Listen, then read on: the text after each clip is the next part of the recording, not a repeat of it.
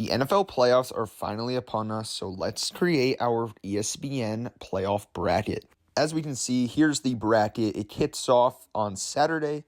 There are some huge games for this wild card weekend, but let's start it off with the Texans and the Chargers. The Texans are the 4 seed and the Chargers are the 5 seed. Obviously, the Texans with home field advantage because they won the AFC South.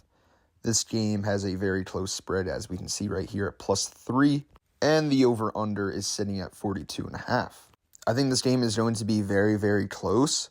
But I think the Chargers are just the way better team. I am also not a huge believer in DeMeco Ryans at all, and I do not think he's a great coach. I think Harbaugh will prevail here, and I do think it will be a very, very gritty game.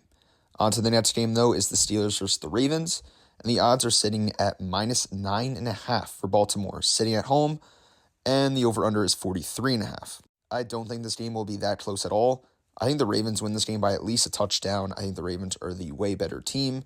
Pittsburgh does this every single year where they get this wild card spot and end up losing. The next game is the Bills versus the Broncos, the 2 versus 7 seed.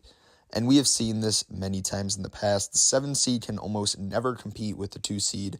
I think the Bills have way too much firepower for the Broncos, as we can see by the spread right here, sitting at 8.5 for the Bills, and the over-under sitting at 47.5. I think the Bills absolutely dominate the Broncos here. I like a final score of 31-14. Even though the Broncos have had a very solid season, I don't think they're that good of a team. The Bengals and the Broncos losing both those games is pretty rough. And the Bills have been pretty hot, even though they lost to that Rams team. Give me the Bills to move on against the Broncos.